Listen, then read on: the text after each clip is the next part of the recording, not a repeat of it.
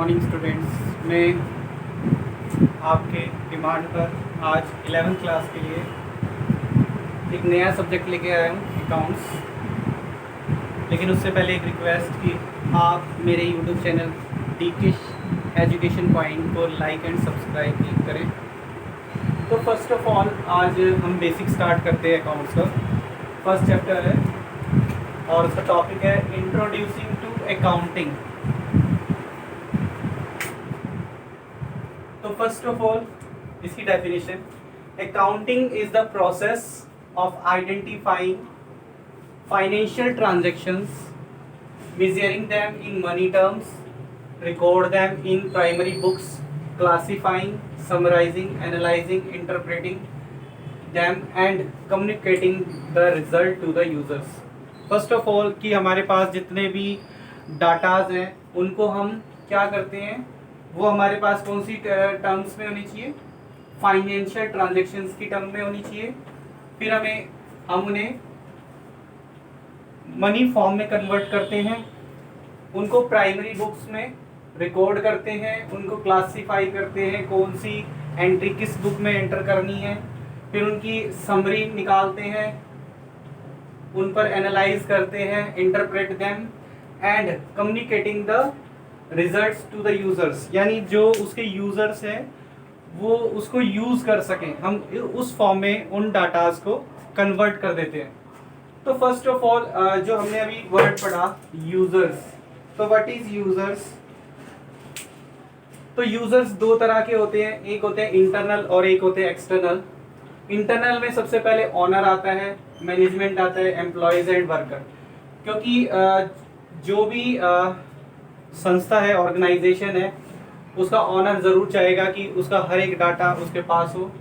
Management भी चाहती है और एम्प्लॉयज़ और वर्कर भी चाहते हैं। क्यों? क्योंकि वर्कर और एम्प्लॉयज़ हमेशा ऐसी ऑर्गेनाइजेशन में काम करना चाहते हैं जिसकी फाइनेंशियल पोजीशन अच्छी हो।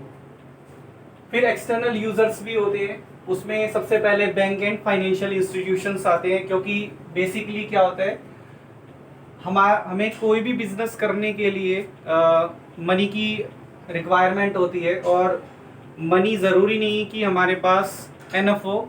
तो उस केस में बैंक और फाइनेंशियल इंस्टीट्यूशंस जो हैं वो हमें लोन प्रोवाइड्स करते हैं। इन्वेस्टर्स हमारी ऑर्गेनाइजेशन में वही लोग इन्वेस्ट करेंगे जिसको हमारी ऑर्गेनाइजेशन में इंटरेस्ट होगा, और इंटरेस्ट का पता कैसे चलेगा, हमारी फाइनेंशियल पोजीशन को देखकर, हमारे फाइनेंशियल ट्रांजैक्शंस को देखकर। फिर क्रेडिटर्स, हमें उधारी कौन देगा, government and it's authorities, government को भी हमारे डाटास चाहिए होते हैं, फाइनेंशियल ट्रांजैक्शंस की पूरी डिटेल चाहिए होती है क्योंकि उन्हें हमसे टैक्स वसूल करना होता है।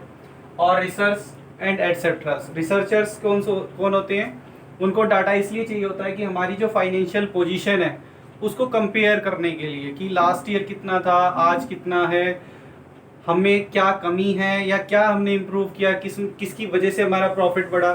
तो वो सारी जो रिसर्च है वो ये रिसर्चर्स करते हैं on the behalf of this financial data. फिर आती है qualitative characteristics of accounting information. सबसे पहले रिलायबिलिटी होनी चाहिए, मस्ट बी रिलायबल।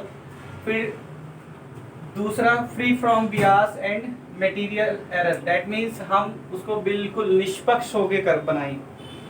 फिर दूसरा क्या है, relevance, relevant to users for decision making, जिसको इसकी ज़रूरत है उनके बिहाफ पर वो क्या क्या डिसीजन ले सकते हैं। फिर understandability, financial statements in a manner that able to understand, यानी हमें जो भी ट्रांजैक्शंस बनानी है वो इस तरीके से बनानी है कि उसका कोई भी यूजर्स होगा तो उसको वो समझ आए। फिर कंपेरेबिलिटी, तो फर्स्ट ऑफ ऑल जो भी हमारा फाइनेंशियल डाटा होता है उसकी सबसे ज़्यादा ज़रूरत हमें पड़ती है कंपेयर करने के लिए, क्योंकि हम टाइम टू टाइम अपने बिजनेस में इंटरनल वो भी करते हैं कंपेरेबिलिटी, और बाहर वालों से भी कंपेरेबिलिटी करते हैं। दैट मीन्स कि अगर मुझे अपने बिजनेस या अपनी ऑर्गेनाइजेशन का कंपैरिजन करना है तो मुझे अपनी ऑर्गेनाइजेशन का सारा फाइनेंशियल डाटा चाहिए, और दूसरे जो सेम लाइन की ऑर्गेनाइजेशंस हैं तो उनके डाटा से हम कंपैरिजन कर सकते हैं कि हमारा जो बिजनेस है वो किस लेवल पर है। फिर आता है कैरेक्टरिस्टिक्स ऑफ अकाउंटिंग, जो कि इसकी डेफिनेशन में ही आपको क्लियर है। फर्स्ट है identification of financial transactions and event. तो सबसे पहली इसकी जो कैरेक्टरिस्टिक्स है वो यही है कि सारी फाइनेंशियल ट्रांजैक्शंस और इवेंट को वो आइडेंटिफाई करेगी। Second, measuring the identified transaction, और उसके बाद जो फाइनेंशियल ट्रांजैक्शन उन्होंने आइडेंटिफाई की है उसको वो क्या करेगी, मेजरमेंट करेगी उसकी, फिर उनको रिकॉर्ड करेगी, फिर उनको अलग अलग क्लासिफाई करेगी, जिस कैटेगरी में उसको जाना चाहिए, जिस अकाउंट में उसको पोस्टिंग करनी है हम उसके लिए उसको क्लासिफाई कर देंगे। फिर समराइजिंग, यानी हमारी जब सारी डिटेल तैयार होगी तो फाइनली हम ट्रायल बैलेंस बनाते हैं, trading and profit and loss बनाते हैं और बैलेंस शीट बनाते हैं। इसी के बिहाफ पे एक्चुअली हमें प्रॉफिट और लॉस का पता लगता है और हमारी फाइनेंशियल पोजीशन का पता लगता है। फिर एनालाइजिंग एंड इंटरप्रिटेशन और कम्युनिकेटिंग मीन्स यानी उस डाटा को हम कम्युनिकेट करने के लिए प्रिपेयर करना, ताकि उसके जो यूजर्स हैं उसको अच्छे से पढ़ सके, उसको अच्छे से समझ सके। फिर इस अकाउंटिंग ए साइंस और एन आर्ट, क्या जो अकाउंटिंग है वो साइंस है या आर्ट है? तो हम दोनों कहेंगे उसको, क्योंकि आर्ट क्या है, techniques help us to achieve our desire objective. जो भी हमारे डिजायर ऑब्जेक्टिव है, जैसे कि आप ये देख रहे हैं जो इसके कैरेक्टरिस्टिक्स है वही हमारे डिजायर ऑब्जेक्टिव होते हैं, और ये काम एक वही इंसान कर सकता है जिसको इसकी प्रॉपर नॉलेज हो। तो इसीलिए इसको एक क्या कहेंगे, हम आर्ट कहेंगे।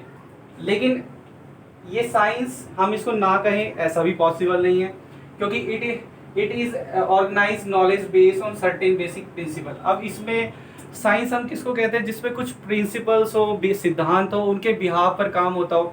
तो बिना प्रिंसिपल के तो अकाउंटिंग पॉसिबल ही नहीं है, तो इसीलिए इसको हम साइंस भी कहेंगे। फिर उसके बाद ऑब्जेक्टिव्स ऑफ अकाउंटिंग। तो first of all maintaining accounting records, यानी हमारे पास अकाउंट्स के सारे रिकॉर्ड हम मेंटेन कर सकते हैं on the behalf of accounting. फिर उसके बाद डिटरमाइनिंग प्रॉफिट एंड लॉस, जब हम सारे डाटा को अलग अलग जिस अकाउंट में हमें उसकी ट्रांजैक्शन करनी है हम उसमें ट्रांसफर करने के बाद हम प्रॉफिट एंड लॉस उससे फाइंड कर सकते हैं। और हमारा जो मेन मोटिव होता है किसी भी ऑर्गेनाइजेशन का, सबसे पहला मेन मोटिव यही होता है, determining the profit and loss. फिर डिटरमाइनिंग फाइनेंशियल पोजीशन, अगर हमारा फर्म प्रॉफिट दे रही है और अच्छा प्रॉफिट दे रही है, डेट मीन्स हमारी फाइनेंशियल पोजीशन अच्छी है। तो ये किसके बिहाफ पर कंसीडर कर सकते हैं, प्रॉफिट एंड लॉस के बिहाफ पर। फिर उसके बाद providing accounting information to users, जो भी उसके XYZ यूजर्स होते हैं, जैसे कि आपने इंटरनल और एक्सटर्नल देखे, तो उनके लिए ये बहुत हेल्पफुल होते हैं। उन्हीं के बिहाफ पर ये सारी डाटा का यूज़ किया जाता है। तो होपफुली आपको आज की वीडियो पसंद आई होगी। अभी तक मैंने जितनी भी वीडियो बनाई ये उनसे डिफरेंट है, क्योंकि ये फर्स्ट मेरी वीडियो है अकाउंटिंग की, और उम्मीद है आप सभी को काफ़ी हेल्पफुल होगी। बेसिक मैंने बताया है। आखिरी में एक और रिक्वेस्ट कि आप मेरे यूट्यूब चैनल दीपक DK एजुकेशन पॉइंट को लाइक एंड सब्सक्राइब करना ना भूलें।